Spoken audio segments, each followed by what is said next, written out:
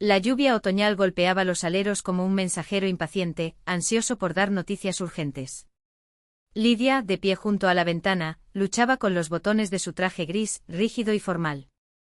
El día pedía una manta calentita y el sofá como refugio, pero la reunión sobre la renovación de las viviendas de la fábrica no podía esperar.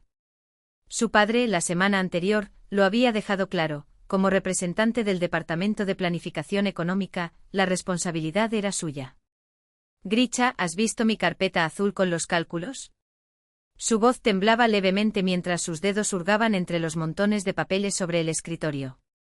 De la cocina llegaba el reconfortante olor a huevos fritos con cebolla y pan tostado. Grigori, alto y de porte militar, apareció en la puerta con una toalla echada al hombro. Lida, tú misma lo pusiste ayer en tu carpeta, señaló la carpeta marrón oscuro apoyada contra la entrada. El primer desayuno. Incluso los revolucionarios comieron antes de asaltar los palacios. En el juego capturó algo frágil, como una hoja de otoño a punto de caerse de la rama.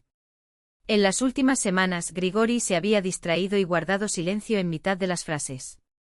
Lidia sintió que algo lo consumía por dentro, pero sus intentos de comprender chocaban con su obstinado silencio.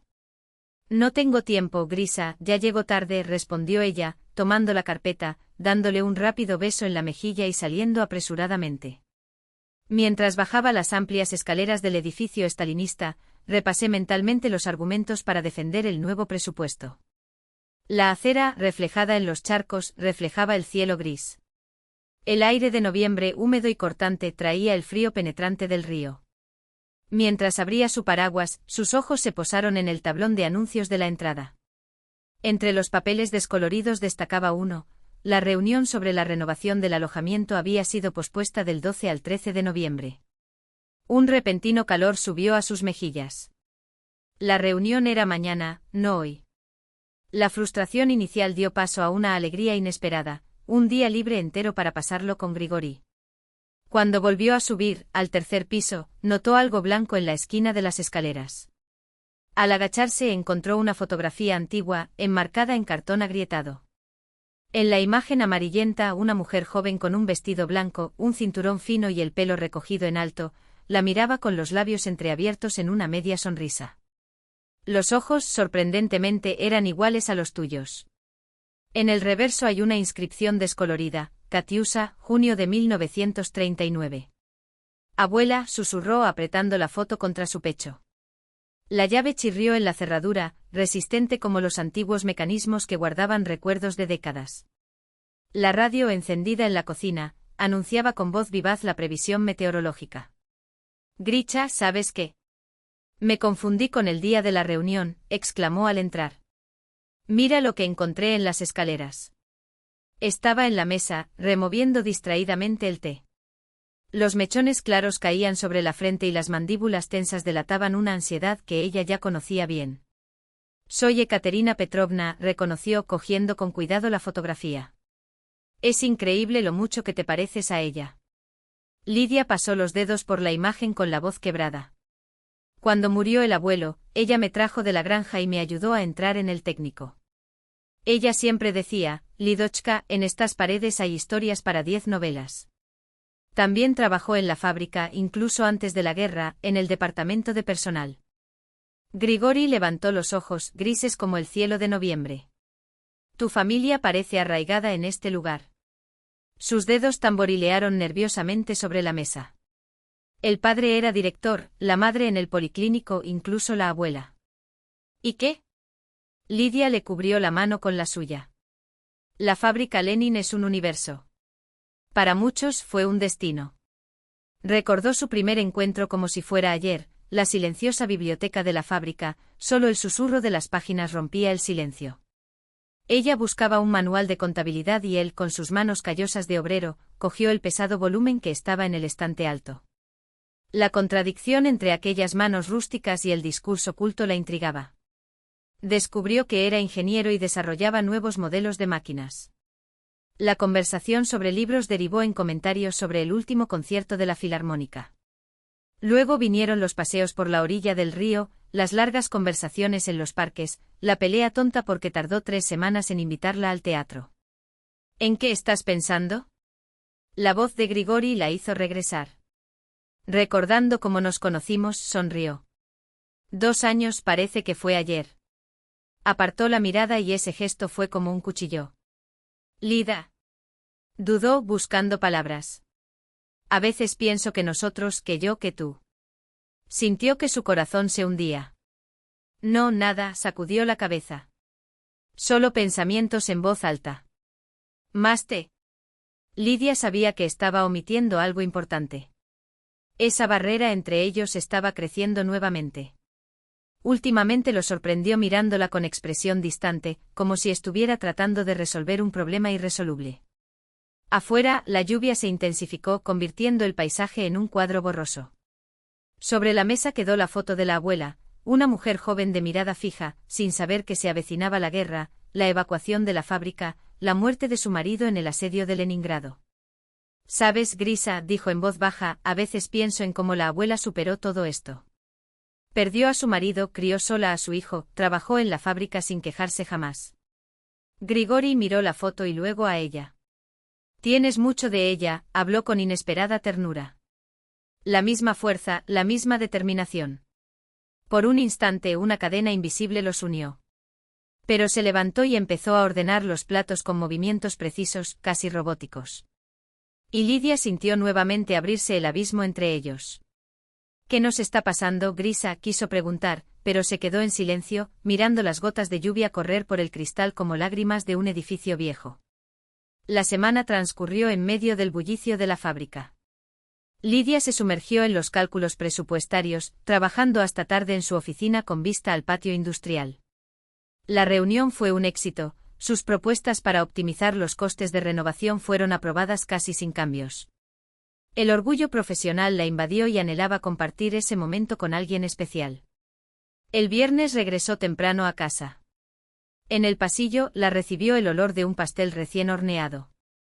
Grigori siempre supo sorprenderla. Al entrar a la cocina, se detuvo en la puerta. La mesa estaba puesta, en el centro una botella de champaña y 2 copas de cristal, las mismas que la abuela guardaba en la vitrina. ¿Qué estamos celebrando? Él sonrió acomodándose un mechón de cabello suelto. Se apartó de la estufa con el rostro iluminado por una alegría juvenil que normalmente ocultaba tras una máscara de seriedad. Me nombraron jefe de la oficina de proyectos. Se secó las manos con la toalla. El decreto se firmó hoy. Grisha. Ella se arrojó en sus brazos. Qué orgulloso estoy de ti. Sabía que te lo merecías. Lentamente se rió alejándola suavemente, pero sus ojos brillaban. Primero el champagne, luego las felicitaciones. Todo tiene su orden. Los dos permanecieron en la mesa, las burbujas del champán subieron como sus espíritus en ese momento. Lidia hablaba de la reunión de trabajo, Grigori, de las nuevas ideas para modernizar el parque de máquinas de la fábrica. «Sabes, mis padres nos invitaron a pasar el fin de semana en la casa de campo», dijo, mientras la primera ola de euforia comenzaba a disminuir. «Todo el tiempo. El pronóstico es soleado, a pesar de ser noviembre. Podemos ir al bosque y encender un fuego». Su padre acababa de renovar la sauna. Notó cómo el rostro de Grigori se transformaba, como si una sombra hubiera atravesado un campo soleado. «No puedo», Lida sacudió la cabeza, mirando hacia otro lado. «Tengo mucho trabajo que hacer con el nuevo puesto. Necesito prepararme». «Te prepararás el lunes», cubrió su mano con la suya. «Grisha, ¿qué está pasando?» «Es justo el momento de celebrar tu ascenso. Mis padres estarán felices». «Ya dije, no puedo». Su voz adquirió un tono metálico. Se hizo un silencio pesado. Lidia sintió que su reciente alegría se le escapaba entre los dedos, dejando tras de sí solo perplejidad y un mal presentimiento. «No se trata de trabajo, ¿verdad?», preguntó suavemente. «Ya te negaste a ir a la casa de mis padres antes». «¿Qué está pasando, Grisa?» Él la miró directa y decisivamente, pero con dolor reprimido. «No puedo soportar más esta farsa». Su voz sonó apagada, como si viniera del agua. «Ya no puedo seguir yendo a la dacha de tu padre, el exdirector de la fábrica, aceptando regalos de tu madre, viviendo en un apartamento que heredaste de tu abuela». «¿Pero qué diferencia hay?», preguntó Lidia confundida. ¿Qué importa quiénes son mis padres o de dónde es mi apartamento? Grigori se levantó de repente, atravesó la cocina y se detuvo junto a la ventana. Nunca lo entenderás, dijo mirando el patio oscuro. Siempre lo tuviste todo: educación, posición, comodidad. ¿Y sabes cuánto ganaré en el nuevo puesto? La mitad de lo que ganas ahora. ¿Qué diferencia hay?, ella exclamó. Grisha, nos amamos. ¿Cuál es la importancia del dinero? Se dio la vuelta. Sus ojos ardieron. Para ti, ninguno. Porque nunca supiste lo que era necesitar algo. Y para mí es una cuestión de dignidad. Mi abuelo trabajó en esa fábrica toda su vida. Crió a 6 hijos y nunca, jamás, permitió que mi abuela ganara más que él. Pero eso es cosa del pasado. Lidia se levantó apretando los puños. Hoy es otro momento, diferentes valores. Para mí no, dijo Grigori. Mi madre me crió sola después de la muerte de mi padre. ¿Sabes lo que fue verla regresar exhausta de 2 trabajos? Me juré a mí mismo que mi esposa nunca pasaría por esto. Ella sacudió la cabeza, sintiendo un escalofrío en su interior. Pero no sigo con eso, Grisha. Amo mi trabajo. Y te amo a ti. Las últimas palabras salieron casi como una petición. Yo también te amo, su voz se suavizó, pero eso no cambia los hechos. No puedo darte lo que estás acostumbrado y me siento menos que tú a tu lado. Esto es absurdo.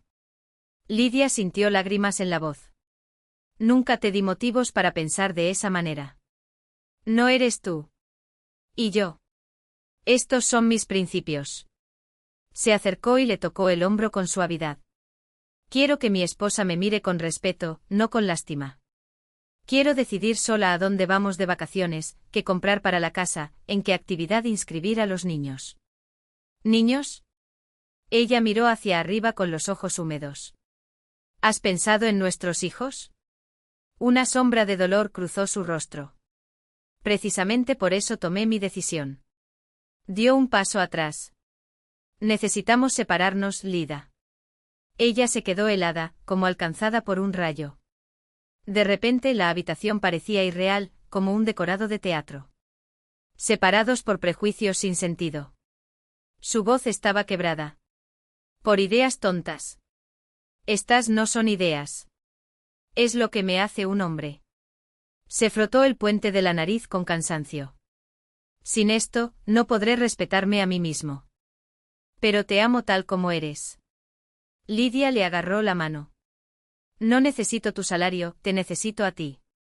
Y necesito saber que soy digno de ti. Grigori liberó suavemente su mano. Necesito poder darte nada menos de lo que mereces. En sus ojos había una determinación que le hizo comprender a Lidia: discutir era inútil. No fue una decisión impulsiva. La había madurado con el tiempo, había sufrido, había sopesado cada palabra. Cuando finalmente logró preguntar: ¿cuánto tiempo hace que? Ya separé mis cosas. Señaló la antesala, donde había una mochila deportiva. Voy a alquilar una habitación con Petrovich. Lidia lo miró, incapaz de creer que todo se estuviera desmoronando por principios abstractos. Quería gritar, suplicar, demostrar. Pero algo en su mirada, firme y al mismo tiempo infinitamente triste, la detuvo. ¿No vas a cambiar de opinión?, preguntó suavemente. No puedo. Sacudió la cabeza. Será mejor para los dos. Mereces a alguien que pueda darte todo lo que necesitas. Solo te necesito a ti, susurró Lidia. Grigori se acercó, le tomó la cara entre las manos y le secó las lágrimas con los pulgares. Perdóname. Su voz tembló. No quería hacerte daño. La besó en la frente castamente, casi como un hermano, luego dio un paso atrás, recogió su mochila de la antesala y se fue cerrando la puerta con firmeza. Lidia permaneció inmóvil en medio de la cocina. Las velas de la mesa se estaban apagando y la espuma del champán se depositaba en las copas. Afuera caían las primeras nevadas de aquel otoño y grandes copos se arremolinaban lentamente bajo las farolas. El tiempo se detuvo. No supo cuánto tiempo permaneció allí, 1 minuto o 1 hora. Finalmente, con un gesto mecánico, se acercó a la estufa y cerró el gas debajo del pastel ya frío. Sus ojos se posaron en la foto de su abuela que habían colocado en el estante. La joven del vestido blanco la miró con comprensiva tristeza, como diciendo, yo también pasé por esto, nieta. ¿Y aguantaste? El viento de febrero arrojaba puñados de nieve contra las ventanas, como burlándose de quienes se quedaban en casa un viernes por la noche. Lidia estaba sentada en el sillón, envuelta en una manta, releyendo Prisvin. Habían pasado 3 meses desde que Grigori se había ido, dejando atrás un vacío que ni el trabajo ni las raras reuniones con amigos podían llenar. El sonido del teléfono rompió el silencio del apartamento. Lidia extendió la mano de mala gana hacia el dispositivo. Litka, sal de este hoyo. La voz de Marinka sonaba alegre. Nataska y yo vamos hoy al Centro Cultural para ver el show de talentos. No acepto un no. No quiero ir a ningún lado, suspiró Lidia. Y está nevando mucho. Precisamente por eso tenemos que irnos. El amigo no cedió. Llevas 3 meses encerrado como un búho. Incluso en Nochevieja se negó a venir. Basta ya de melancolía. ¿Qué programa es este? Preguntó Lidia sin mucho interés. Coro de fábrica, danzas folclóricas y nuevos talentos, parloteó Marinka. Dicen que por ahí apareció un guitarrista. Quedarás encantado. Estaremos allí en 1 hora y esperamos que esté ordenado. La resistencia fue inútil. Marinka, cuando decidía arrastrar a alguien, lo arrastraba. 1 hora y media después, Lidia ya estaba sentada entre el público del Centro Cultural Kirov. El antiguo edificio con sus columnas y estuco dorado, era un motivo de orgullo para la fábrica. Allí en el pasado proyectaron las primeras películas soviéticas, celebraron bailes y asambleas del partido. Ahora los gastados asientos de terciopelo y el oro descolorido daban la sensación de que el tiempo se había detenido. El primer acto no la impresionó. Coro de veteranos, recitación de poemas. El programa siguió su curso previsible, poemas de autores locales, un baile infantil de pasos torpes y sonrisas desdentadas. Lidia miraba su reloj de pulsera entre un número y otro, calculando mentalmente el momento ideal para escabullirse sin llamar la atención. El terciopelo de las butacas crujía con cada movimiento, como si el propio teatro suspirara de aburrimiento. Pero el segundo acto lo cambió todo. Un hombre alto subió al escenario con pasos firmes, con su guitarra colgada del hombro como una extensión de su cuerpo. La piel oscura contrastaba con la camisa blanca desabrochada en el cuello, las mangas arremangadas revelaban muñecas fuertes y venas abultadas. Su rebelde cabello oscuro caía sobre su frente en mechones que parecían desafiar cualquier peine. Cuando sonreía, era como si se encendiera una luz en los rostros cansados del público. Buenas noches, amigos. La voz era profunda, áspera en los bordes, de esas que raspan el alma antes de calmarla. Mi nombre es Ruslan.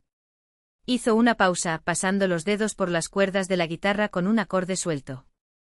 Llegué hace poco a esta ciudad, pero ya me enamoré. Los ojos oscuros recorrieron a la audiencia, deteniéndose por un momento más en cada rostro femenino. Una risa reprimida recorrió las filas. Especialmente para tus mujeres. Lidia sintió que su cuerpo se enderezaba en el asiento sin que ella se lo ordenara. Sus dedos, que habían estado jugando distraídamente con el bolso en su regazo, se congelaron. Sonó el primer acorde y toda la habitación pareció contener la respiración. No eran canciones ordinarias. No fueron los himnos patrioteros que resonaban en las estaciones de radio estatales ni las baladas empalagosas que las mujeres de la fábrica escuchaban mientras cosían. Ruslan cantó sobre caminos interminables, sobre amores quemados en las estaciones de tren, sobre despedidas que duelen como cuchillos enterrados lentamente. Su voz transformó líneas simples en algo viejo y nuevo al mismo tiempo, como si hubiera desenterrado novelas del siglo XIX y las hubiera vestido con jeans rotos y botas de cuero gastadas. A veces, entre una estrofa y otra, se colaba una cita de Pushkin o de Lermontov, tan natural que solo aquellos que conocían a los clásicos la notarían. En la tercera canción, sus ojos se encontraron con los de Lidia. Sintió que el calor subía por su cuello y le quemaba las mejillas. Ruslan no apartó la mirada. Le cantó como si los otros cientos de espectadores hubieran desaparecido en la niebla. Sus dedos bailaron sobre las cuerdas, pero sus ojos, sus ojos, estaban fijos en los de ella, oscuros e intensos como el primer sorbo de vodka que quema y calienta al mismo tiempo. Y ahora, anunció, terminando la canción con un arpegio que pareció resonar en el pecho de Lidia. Me gustaría dedicar esta próxima composición a una hermosa desconocida en la tercera fila. Sonrió y era una sonrisa traviesa y juvenil, como si estuviera a punto de robar manzanas del huerto de otra persona. Una niña con un vestido azul y ojos del color del cielo primaveral. Toda la sala se volvió hacia la tercera fila. Lidia se quedó helada. Era cierto, llevaba el vestido azul que Marinka había insistido en prestarle, una tela sencilla que resaltaba el tono de sus ojos. A su lado, su amiga le dio un codazo y le susurró emocionada.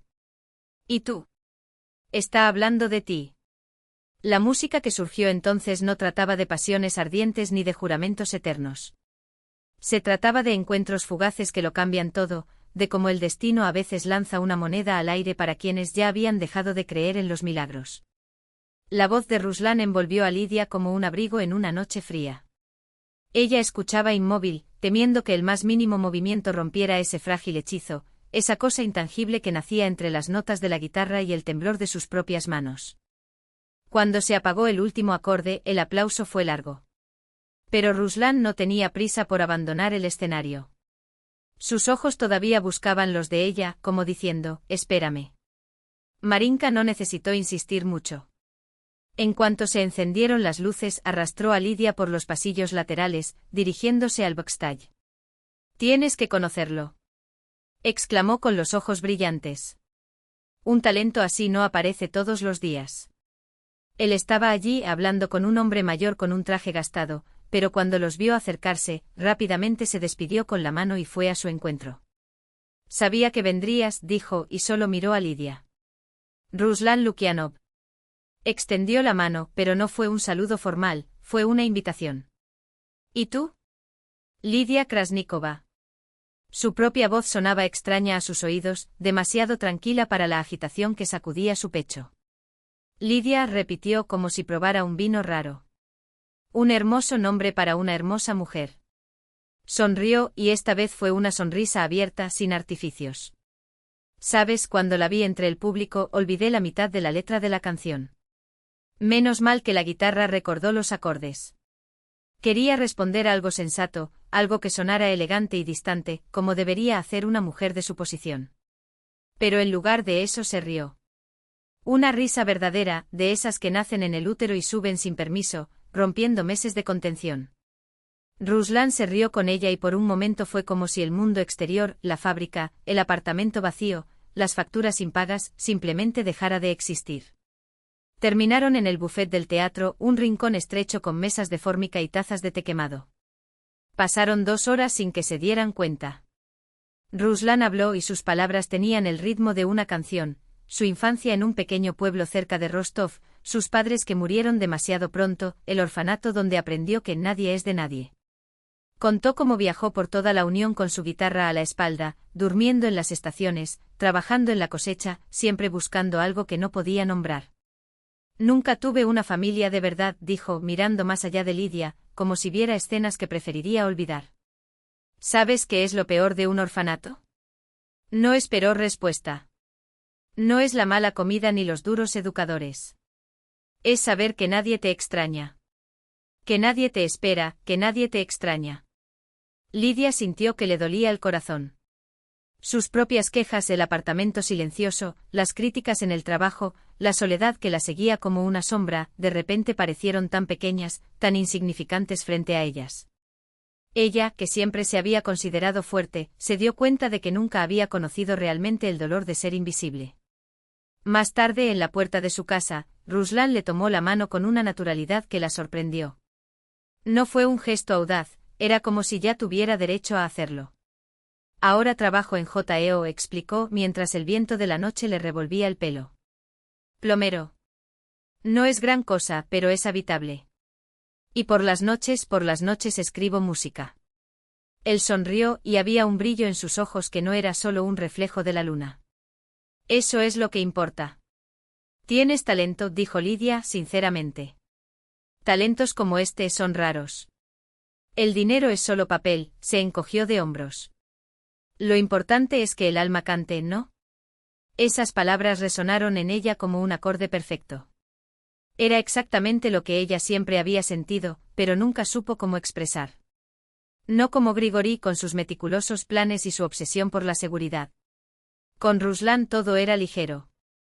Tan ligero que en cuestión de semanas empezó a dejar cosas en su apartamento, primero la guitarra, luego un cepillo de dientes, hasta que una noche llegó con una pequeña maleta de lona y dijo, como si fuera la cosa más natural del mundo: el dueño de la habitación donde vivía aumentó el alquiler.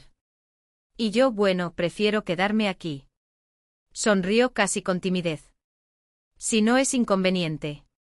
No lo fue. No podría ser. Las noches estuvieron llenas de música, risas y cenas improvisadas a la luz de las velas. Ruslan convirtió todo en una fiesta, el pan quemado se convirtió en una broma, una botella de vino barato en motivo de brindis. A veces llegaba con flores silvestres que milagrosamente podía encontrar incluso en febrero, margaritas marchitas, capullos de amapola que parecían haber sido recogidos a toda prisa, como si el mundo estuviera conspirando para darle un regalo a Lidia. «Sabes», dijo una noche mientras lavaban los platos uno al lado del otro, «nunca imaginé que conocería a una mujer como tú. Inteligente, bella, con una posición en la sociedad». Se secó las manos con la toalla, vacilante. «A veces pienso que no te merezco». «Basta». Ella le acarició el rostro sintiendo su barba incipiente rascarle la palma. «Para mí eso importa». Le tomó la mano y le besó los nudillos. «Me diste lo que nunca tuve. Un hogar. Calor. La certeza de que el mañana existirá». Un mes después le confesó su sueño, grabar un disco. «Necesito 50.000 rublos para el estudio», dijo con los ojos ardiendo. «Ya tengo la mitad. Solo un poco más y puedo empezar». Su vida fluía así, fácil y dulce, como un río en primavera. Ruslan vivía el presente por no hablar del futuro, y esa falta de planificación, que antes habría horrorizado a Lidia, ahora la contagió. Se despertó más temprano para ver el amanecer, notó el olor a pan recién hecho en la panadería de la esquina, se rió de los chistes tontos. Incluso las líneas de preocupación en su frente parecían haberse suavizado. Solo en raros momentos, cuando Ruslan contestaba el teléfono y se alejaba bajando la voz, o cuando las historias de su infancia tenían lagunas que no cuadraban, una sombra de duda pasaba por ella. Pero fueron momentos tan rápidos, tan efímeros, que Lidia aprendió a ignorarlos. Después de todo lo que había sufrido, ¿no merecía un poco de felicidad? Aunque viniera envuelto en misterios. La consulta no dejó lugar a la discusión. La doctora, una mujer de rasgos cansados y ojos que soportaban el peso de años de servicio, escuchaba a Ruslan con atención meticulosa. Se midió la presión arterial, se hizo un electrocardiograma, anotó cada detalle con expresión seria. Cuando terminó, llamó a Lidia a un rincón de la habitación, lejos de los oídos curiosos que siempre rondaban por los pasillos de las clínicas públicas. «La situación es grave», dijo bajando la voz, pero sin perder su firmeza profesional. «Hay signos de miocarditis, pero sin pruebas más detalladas no puedo confirmarlo. Aquí no tenemos equipo para un diagnóstico preciso. Te derivaré al centro de cardiología». Al día siguiente en el centro especializado, un joven médico, de mirada penetrante y gestos precisos, recibió a la pareja. Ruslan se sometió a una serie de pruebas, sangre, ecocardiograma y pruebas de esfuerzo. Cuando regresaron al día siguiente para obtener los resultados, el médico los recibió con una gravedad que heló el aire de la habitación. «Hay cambios significativos en el miocardio», explicó, hojeando las páginas de la historia clínica con dedos ágiles. «Necesitará tratamiento inmediato con medicamentos específicos». Hizo una pausa, como sopesando sus palabras. «Lamentablemente no están en la lista de medicamentos proporcionados por el SUS». «¿Cuánto va a costar?», preguntó Lidia sintiendo su garganta seca. «El tratamiento completo cuesta alrededor de 150.000, respondió el médico sin rodeos. «Sin mencionar los trámites adicionales que puedan ser necesarios». Cuando salieron de la oficina, Ruslan se apoyó contra la pared del pasillo y cerró los ojos como si intentara absorber el golpe. Su respiración era rápida, sus manos temblaban ligeramente. «No te preocupes», murmuró forzando una sonrisa que no llegó a sus ojos. «Busquemos la manera. Tal vez pueda conseguir un préstamo. Con tu salario oficial como garantía». Lidia negó con la cabeza. Sabía que con sus ingresos declarados, ningún banco aprobaría una cantidad tan elevada. Y más aún, sabía que en materia de salud no se podía ahorrar nada. No cuando la vida de alguien estaba en juego. En casa, Ruslan pasó el día tumbado en el sofá, pálido, con ojeras moradas que contrastaban con su piel casi traslúcida. Lidia lo miraba en silencio mientras los números danzaban en su mente, los ahorros ahorrados para renovar el apartamento, el dinero de la herencia de su abuela Ekaterina Petrovna, exactamente 150.000, depositado en la cuenta de ahorros desde hacía años. La abuela lo entendería, pensó con una opresión en el pecho. A la mañana siguiente, antes de que Ruslan se despertara, fue a la sucursal del banco y retiró el importe total. Cuando regresó, colocó el sobre en la mesa de la sala frente a él. ¿Qué es eso? Ruslan miró el fajo de billetes con una expresión entre confusión y aturdimiento. Para tu tratamiento, dijo Lidia, tratando de mantener la voz firme, aunque le temblaban las manos. Son 150.000.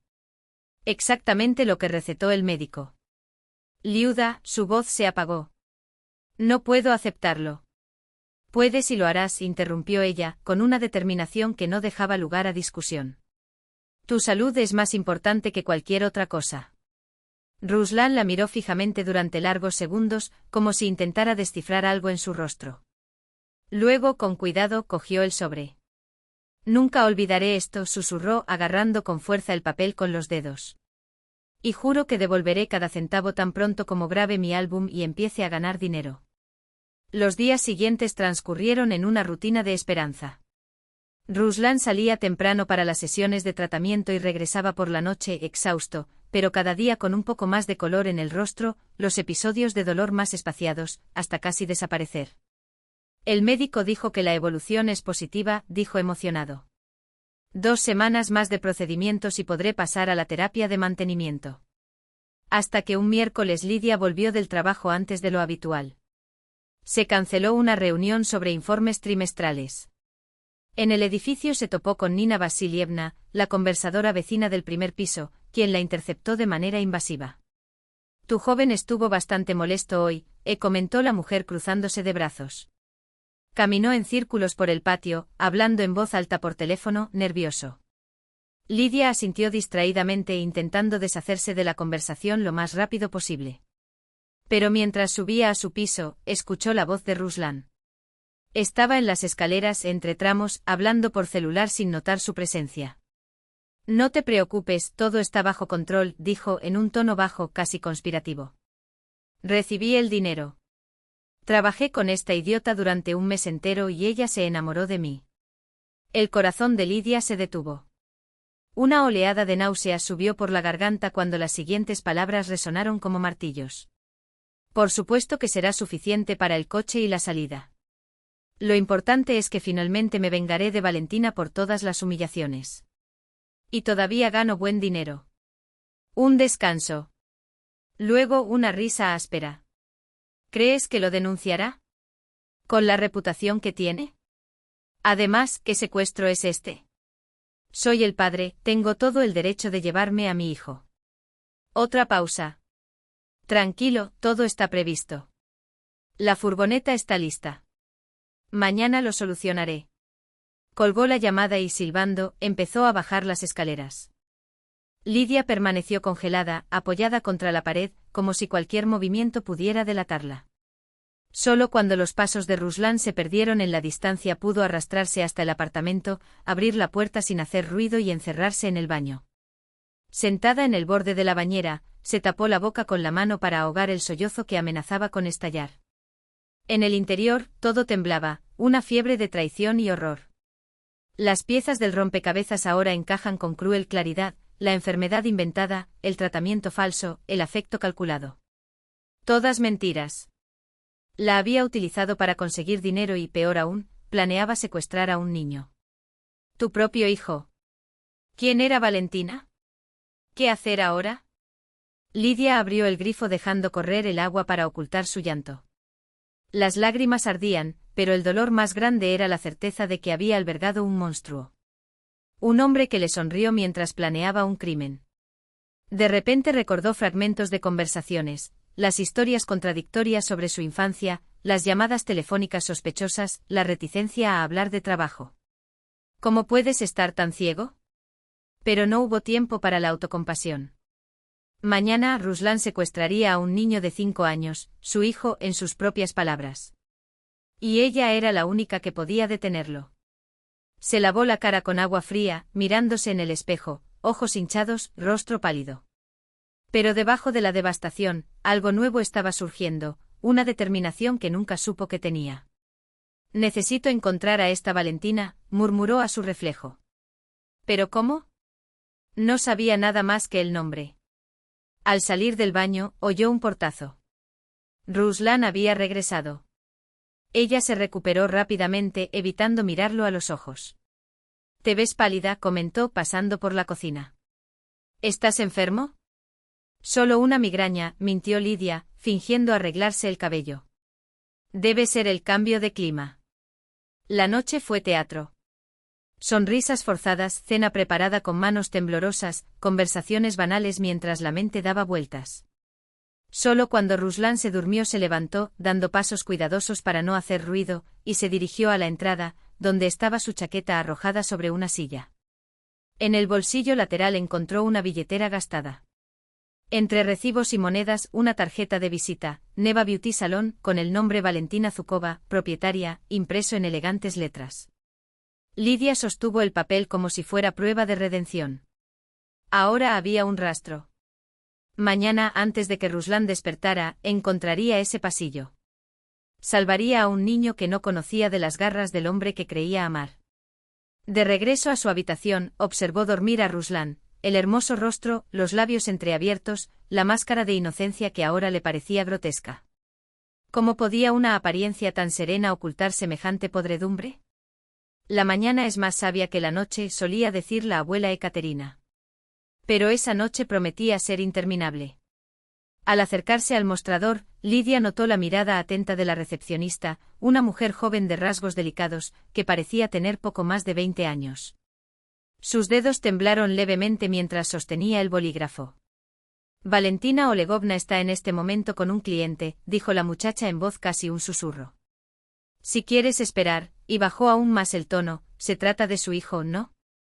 Lidia asintió sin palabras. La joven se estremeció con los ojos muy abiertos en una mezcla de miedo y comprensión. No era la primera vez que sucedía algo así. «Espera aquí», pidió levantándose tan rápidamente que la silla crujió. Desapareció por una puerta al fondo de la habitación, dejando tras de sí un pesado silencio. Minutos después apareció en el pasillo una mujer alta, de postura erguida y cabello castaño corto. Sus ojos, atentos y desconfiados, examinaron a Lidia de pies a cabeza antes de que ella se presentara. «Soy Valentina». La voz era firme, pero había una tensión casi palpable en sus gestos. «¿Querías verme?» «Será mejor que hablemos afuera», sugirió Lidia, indicando la salida con un discreto movimiento de cabeza. «Lo que tengo que decir no es para extraños». Se instalaron en un pequeño parque frente al salón, donde la lluvia había cesado pero las hojas de los tilos todavía goteaban. Valentina extendió un periódico sobre el banco húmedo antes de sentarse, manteniendo la distancia, como si necesitara evaluar cada palabra antes de aceptarla. «Ruslan planea secuestrar a su hijo». Lidia fue directa sin dudar. «Hoy». No hubo gritos ni lágrimas. El rostro de Valentina se convirtió en una máscara de piedra. Solo sus dedos, blancos por estar tan apretados, delataban su agitación interna mientras aplastaban el bolso en su regazo. «¿Quién eres?», preguntó en voz tan baja que Lidia tuvo que inclinarse para escuchar. «Mi nombre es Lidia. He estado con Ruslan durante los últimos 3 meses». Y luego sin pausa lo contó todo, el encuentro accidental en el café, la enfermedad inventada, el dinero dado para un tratamiento que nunca existió, la conversación telefónica escuchada. Valentina escuchaba en silencio inmóvil, como si cada palabra fuera un cuchillo que ya conocía, pero que aún le dolía al volver a clavarlo. Cuando Lidia terminó, Valentina se tomó un momento antes de hablar, con la mirada fija en un punto lejano entre los árboles. «¿Por qué viniste a mí? Podría simplemente haberme ido. Después de todo, él no es tu hijo». «Porque se trata de un niño», respondió Lidia, como si fuera la cosa más obvia del mundo. Valentina la miró durante un largo rato, como si buscara una mentira en sus ojos. Luego asintió una vez con decisión. Hace 6 años comenzó con voz sorprendentemente tranquila, como si hablara de otra persona. Yo era un tonto recién salido de la adolescencia, que había heredado este salón de una tía. Ruslan parecía un príncipe de cuento de hadas, guapo, encantador, con una guitarra e historias de sueños musicales. Dijo que era un estudiante de conservatorio. Ella se rió, un sonido seco y triste. Me caí de cabeza. Cuando supe que estaba embarazada, desapareció. Luego volvió poco antes del nacimiento jurando que había reflexionado, que me amaba. Incluso acudió al registro civil para registrar al niño como su hijo. Una semana después volvió a desaparecer, esta vez llevándose todo el dinero que yo había ahorrado para el ajuar de Mirón. Lidia reconoció cada etapa de esa historia como si fuera un espejo de su propio pasado, el encanto, la traición, el vacío dejado atrás. Hace 2 años volvió, continuó Valentina. Comenzó a visitar a Mirón, haciéndose pasar por un padre preocupado. Luego empezó a exigir dinero, amenazando con quitarle la custodia a mi hijo, diciendo que tenía derechos. Le pagué para que nos dejara en paz. Pero al parecer no fue suficiente. ¿Qué vamos a hacer?, preguntó Lidia sintiendo el peso de la urgencia en el aire. Valentina respiró hondo y enderezó los hombros como si llevara una decisión largamente postergada. Mis padres tienen una casa en el campo, a 100 kilómetros de aquí. Voy a recoger a Mirón a la guardería y lo llevaré allí unos días. Sus ojos brillaron con fría determinación. ¿Y no le dices nada a Ruslan? Que piense que todo va según lo previsto. Intercambiaron números de teléfono. Al despedirse, Valentina estrechó la mano de Lidia con una fuerza que decía más que las palabras. Gracias. No todo el mundo tendría el valor de hacer eso. Sonrió con tristeza. A mí también me rompió el corazón, ¿sabes? Que al menos salga algo bueno de esta historia, respondió Lidia sintiendo un nudo en la garganta. El día siguiente fue una espera agonizante. Cuando regresó a casa por la noche encontró a Ruslan en un extraño estado de agitación. Caminaba de un lado a otro hurgando en los cajones y respondiendo preguntas con monosílabos distantes. Necesito viajar unos días, anunció de repente, metiendo ropa en una mochila. Un viejo amigo pidió ayuda. ¿Pasó algo?, preguntó Lidia fingiendo inocencia. No, solo cosas que arreglar. Evitó mirarla a los ojos, sus manos temblaban mientras cerraba la cremallera. No tardaré. No me extrañes. Se fue sin dar un beso, casi corriendo, como si el apartamento estuviera en llamas. Lidia se quedó junto a la ventana y lo vio subir a un auto viejo, probablemente el mismo que usaría para el secuestro. Cuando el vehículo giró en la esquina, marcó el número de Valentina. Se fue, dijo con voz firme a pesar de su alivio. Creo que funcionó. Ya estamos en casa de mis padres, respondió Valentina desde el otro lado. Mirón cree que es una visita a la abuela. Una pausa. Gracias. Una vez más. Ruslan no regresó al día siguiente ni a la semana siguiente. Sus cosas desaparecieron del armario, las debió haber tomado cuando Lidia estaba en el trabajo. Lo único que quedó abandonado en la ventana fue un trozo de cuerda de guitarra, como un silencio elocuente sobre un amor que nunca fue real. No había lágrimas, solo un extraño vacío, una ligera amargura. El hombre que había dejado entrar en su vida resultó ser un fantasma, una ilusión.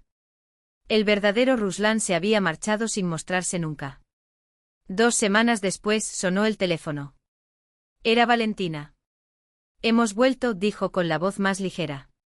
Nadie ha visto a Ruslan por aquí. Dicen que se fue a otra ciudad. Dudó. ¿Qué tal si tomamos el té con nosotros? Entonces, sin planearlo, Lidia hizo nuevos amigos, Valentina, con su fuerza silenciosa, y Mirón, un niño rubio de ojos curiosos al que le encantaba construir torres con bloques. Se reunían los fines de semana, hacían pasteles, caminaban por el parque, se reían con las películas infantiles. El dolor poco a poco fue perdiendo intensidad. La vida siguió obstinadamente. A veces la vida nos juega una mala pasada con un doble fondo, dijo Lidia sonriendo mientras miraba al cielo. Lo que parece una pérdida puede ser en realidad el camino hacia la verdadera felicidad. Afuera, la primavera explotaba de colores, como si la propia naturaleza quisiera recordarle que todo renace. Las flores florecían lentamente, el aire olía a tierra mojada y el sol, más generoso, prometía días mejores. Era una nueva oportunidad, una vida donde no habría lugar para la mentira, sino para la confianza, para la risa sincera, para la calidez de quienes realmente importan. Y así, entre tazas de té, historias compartidas y las pequeñas manos de Mirón sosteniendo las suyas, Lidia entró en la primavera con el corazón más alegre. No porque el pasado hubiera desaparecido, sino porque finalmente entendió que algunas puertas se cierran para que otras, mucho más brillantes, puedan abrirse.